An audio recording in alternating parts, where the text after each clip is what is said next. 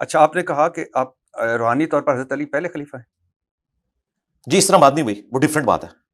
لیکن ہمارے پاس تو وہ حدیث ہے، وہ کیا؟ صحیح حدیث ہے کہ اگر میرے بعد کوئی نبی ہوتا تو عمر ہوتا. جی بالکل ہے.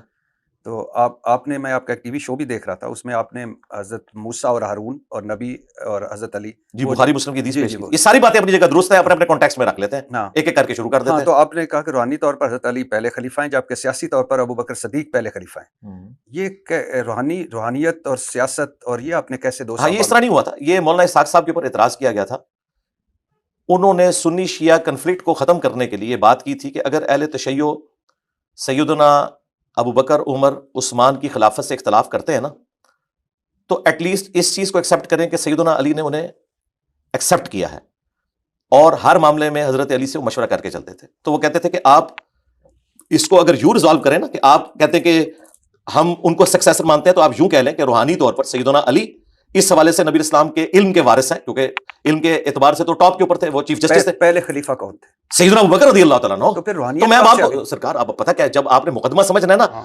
ابھی تو آپ قرآن پہ نہیں ہے، قرآن میں بھی سر میں ایک لیمین ہاں ہوں، جی آپ عالم دین ہیں، جی جی. یعنی دین کا آپ کا نالج مجھ سے تو اسی بہت تو آپ کو زیادہ ہے. سمجھانا چاہ رہے ہیں. میں ایک لیمین ہوں، مثال کے ہاں. طور پہ جیسے آپ نے ابھی ایک آیت بتائی کہ حضرت عیسیٰ اللہ کے بیٹے ہیں، اور پھر آگے آیت ہے کہ جو یہ کہے گا وہ جی کافر جی ہے. جی.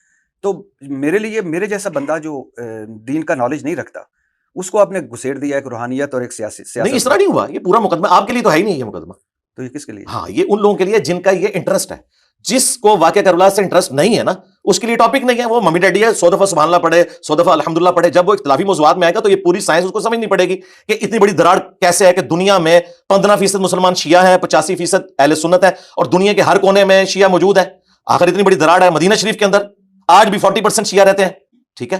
اسی طریقے سے دنیا میں اہل سنت کے تو 4 فرقے چل رہے ہیں، حنفی، شافعی، مالکی، حنبلی، لیکن شیعہ اثنا عشری ایک ہی ہے جو ہر طرف موجود ہے.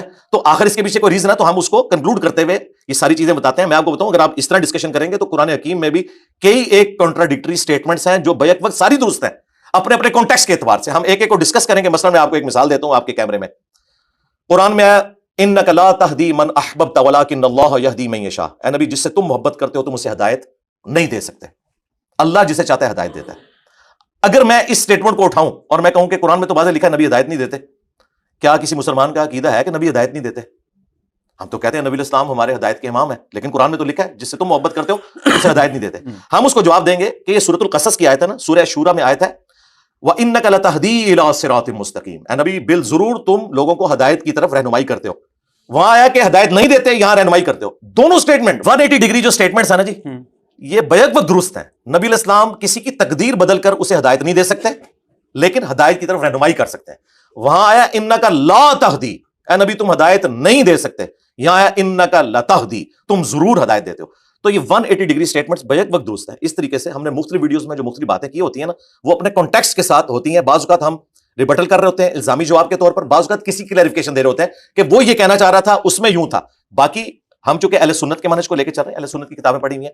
ہمارا تو بنیادی موقف بنو امیہ سے جو اختلاف ہے وہ اسی بنیاد کے اوپر ہے کہ بنو امیہ خلفائے راشدین کے ساتھ انہوں نے وفاداری نہیں کی، سیدنا ابو بکر، عمر، عثمان و علی کے ساتھ رضی اللہ عنہم اجمعین وعلیہم السلام اجمعین.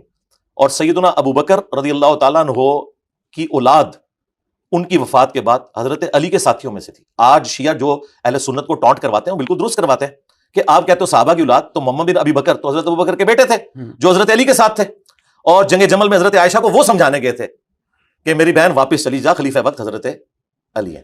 تو خلفائے راشدین تو آپس میں ایک تھے. بعد میں جو اختلافات آئے اس کی وجہ سے دو دراڑیں ہوئیں. جب ہم ان مقدمات کو ایڈریس کرتے ہیں تو پورا اس کا بیک گراؤنڈ بتاتے ہیں اور پھر ان چیزوں کو سیٹل ڈاؤن